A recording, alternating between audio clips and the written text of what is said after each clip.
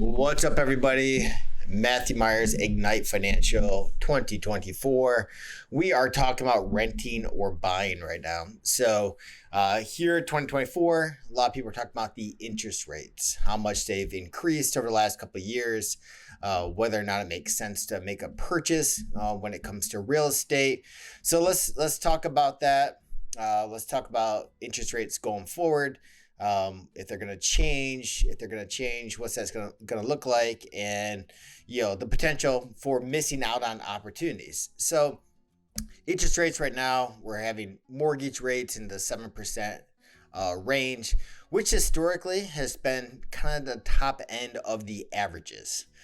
So if we kind of take a look at where the average mortgage rate is at, it's just kind of at the top end. Now, I'm not talking about mortgage rates of all time. I don't want to be getting, messages talking about how mortgages used to be 18%, 19%, 20%. We know that. That was a long time ago that did happen. But they did get that high at one point in time. But historically, if you look at a 7% mortgage rate, it's actually not too far from an average. So I don't expect mortgage rates to go down a lot in the near future. I certainly do expect the Fed at some point in time, when they can, to go ahead and reduce interest rates, which will have an effect that typically means that mortgage rates will go down as well. So what's helping, what's hurting? So I see the inflation reports that keep coming out that show inflation is running hot. That is certainly not helping out the situation. The Fed tries to get the interest rate down to about, the inflation rate down to about 2%.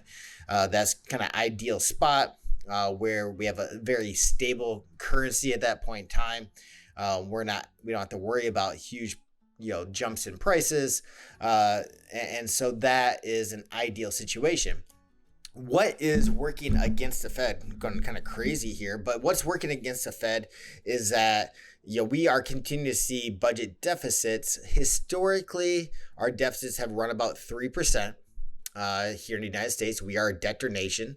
That's probably not going to change anytime soon.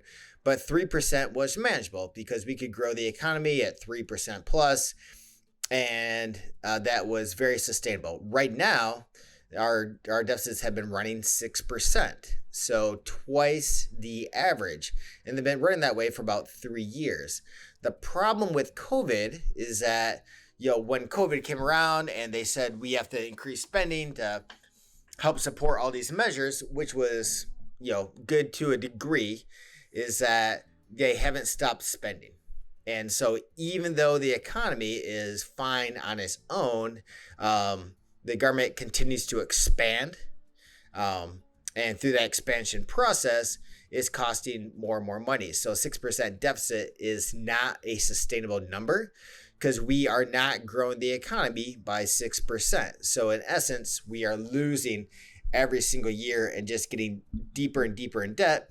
After several years of having GDP not keep pace with the debt, we're gonna run into some serious issues, and so that is not working in the Fed's favor of trying to get interest rates and inflation low, because all that deficit spending requires the printing of money. So it is a tough situation right now. So if you're hoping that interest rates come down to 2, 3, 4%, please don't hold your breath, because you'd be holding your breath a very, very long time. It's going to take a while for all this money that was printed during COVID to work its way out of the system.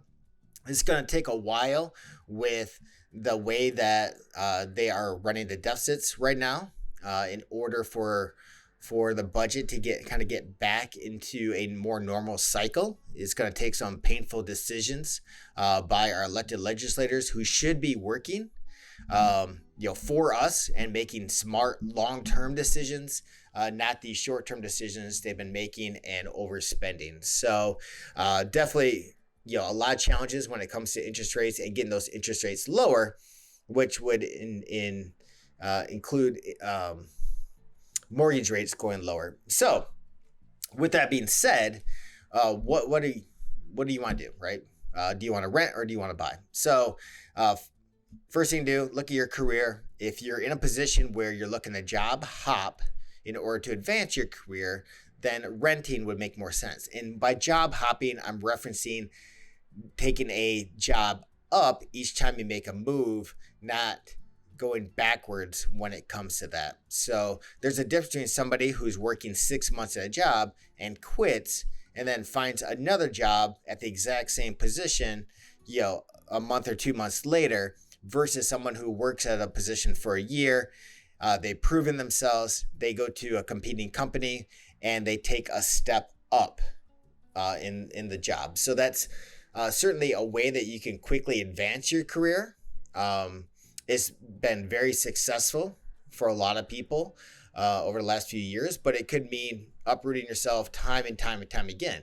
And you have to ask yourself, is that something that you want to continue to do? If it is, then renting certainly makes sense. 6-month leases, probably not year leases, and then just going month to month after that, depending on the trajectory and how well it's going with that company. So that's the first thing you're going to do. Certainly makes more sense to rent in that situation versus buy. You also want to look at your job stability. So if you are in an area where you are very stable with your job, you got a great career, you don't plan on moving anywhere, then that could be a situation where you decide to make a home purchase. So when you're making that home purchase, they're going to take a look at a couple of different things. One, they're going to take a look at what they call debt to equity. So it's going to be a ratio. So if you have a $400 of required payments every single month, that's going to be the minimum due on credit cards, any installment payments, and you make $1,000 a month. Again, I'm talking very low dollars here, just for examples. But you make $1,000 a month, you have $400 worth of required payments, then that means your debt to equity is 40%, which is kind of at the top end of what they're looking at when it comes to getting a mortgage.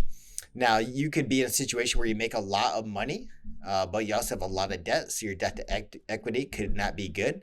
But maybe you pay all your bills on time and you have a halfway decent credit score, right? But you could still be rejected based on that debt to equity.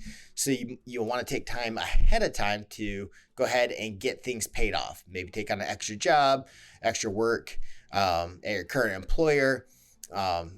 Get very strict with a budget, whatever it takes to go ahead and reduce that debt to a more reasonable level. So once you get that debt to equity down, that's also going to increase your credit score, and it's going to make you eligible for a mortgage with attractive terms.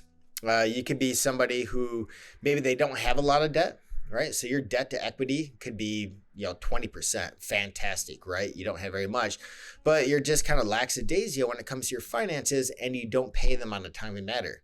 Well, that's going to impact your credit score. So the credit score is going to be something that they're going to look at. Now, you can get a mortgage with a 600 credit score. I've seen as 580s, 560s with, extenuating circumstances associated with it. But the amount of interest that you're going to pay is going to be much higher than, say, if you had a 750 credit score. So you want to pay very close attention to not only the amount of debt that you're taking on, but your timely payments as well. So you can go to annualcreditreport.com. You can pay a few bucks, to take a look at everything that's on your credit report, including your credit score. You can set up an account with something like NerdWallet. They will go ahead and provide you with your credit score, so you can monitor that, and they'll let you know why it's high or why it's low. Maybe you have a lot of credit inquiries, so you're always constantly trying to get credit. That's going to impact your credit score a little bit. Maybe your debt to equity or your credit utilization on your credit cards is over 30%. That's going to impact your credit score. So there's going to be a lot of things that will impact your credit score. You have to get very zeroed on what those are. Take care of those before you decide to get a mortgage. So if you go through all that process, you got a great credit score, low debt to equity, and you decide to go through the purchase, then you have to decide, okay, what kind of purchase do I want to make, right? So it could be a single family home, it could be a condo, it could be a townhome, it could be a multifamily. FHA rules have changed, and so one way that you can leverage and help to build wealth is actually buying multifamily as one of your first homes. So you can now do a duplex. Not a duplex, a fourplex. You can also do a duplex, but you can do a fourplex through an FHA loan. So you can have very little down. You can control an asset that's potentially worth millions. Obviously depends on what part of the country that you're from, but here in the Seattle area, a duplex could go, or excuse me, duplex, keep saying that, duplex or fourplex could go for $2, $3, $4 million depending on where it's located at. The beautiful thing about using a duplex or a fourplex as your first home is that you live in one of the units, the other units are rented out, and that helps to pay for your mortgage. So instead of, being unable to qualify for the entire duplex on your own, you actually get to use the rent from the other side towards the income ratio to figure out whether or not you can qualify for that particular purchase. So if you're looking at a fourplex, you can live in one of the units, you could rent out the other three, you can use the rent from those other threes and figuring out the income capitalization and making sure that you have enough income to make that purchase.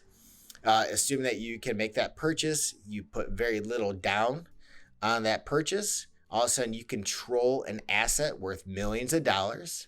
Again, potentially, depending on where you live. Over time, assuming you get a fixed rate mortgage, right? That mortgage is fixed during that time period, but rents will increase. You'll also see property tax and insurance increase. So that's the only thing that you're going to see on your side that will increase.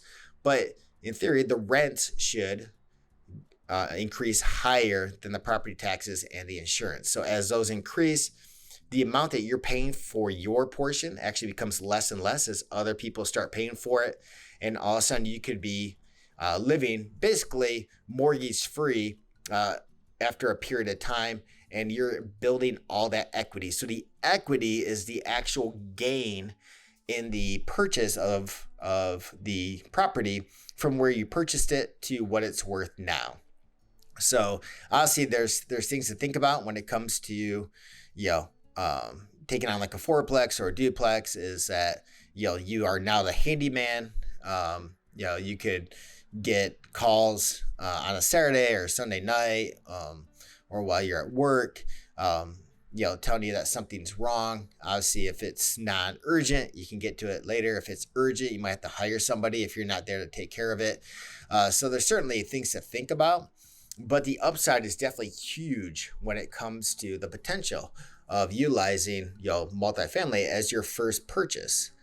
So a lot of advantages there.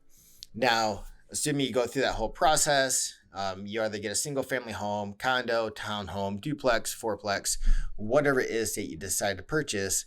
Again, whatever it is, assuming you have a fixed rate mortgage, that is perfect, because in an environment like we're in right now, where inflation is running high, asset prices are going to be the thing that continues to increase in value. So as the dollar decreases in value, right, because of inflation, if inflation is running at 5%, what was $1 last year is only worth 95 cents. That dollar is only going to buy you 95 cents this year. Then the asset prices are going to continue to increase and increase. So definitely a good place for long-term value. If you're expected to stay in it for at least 3 years, typically that's going to be a good place to go. If you're not going to be in there for 3 years, the fees and everything associated with real estate is typically not going to be worth it. So think about that. Also, when you're looking at different cities, there's a lot of calculators online that will do this for you, but you want to make sure, hey, what makes more sense to rent or buy? They'll give you calculators. So if it costs you $2,500 to rent a 2-bedroom, 1 bathroom, but you can buy a similar home right, and have a mortgage payment of $2,000 or $2,500, then that's kind of a no-brainer. But if a mortgage payment is going to be $4,500 and it costs $2,500 to rent, maybe there's a situation where it makes more sense to rent, at least in the short term. And then you can save up money and kind of figure out what you want to do at that point in time. So it's not an easy option, right? This is not like a one size fits all, because there's so many things to keep in mind. The responsibilities, home ownership, not everybody wants them. Some people get into a townhome or condo because they don't want to do yard work. They don't want to do some of the maintenance aspects on the outside of the house that single families have. Some people don't want to be bothered when it comes to their free time, so they don't want to get into a duplex or a fourplex. So feel free to talk to me, talk to any real estate professional about what makes sense for your particular situation, kind of knowing your temperament, what you're looking for, and then we can make a smart decision. So my name is Matthew Myers, Ignite Financial. Have a great day.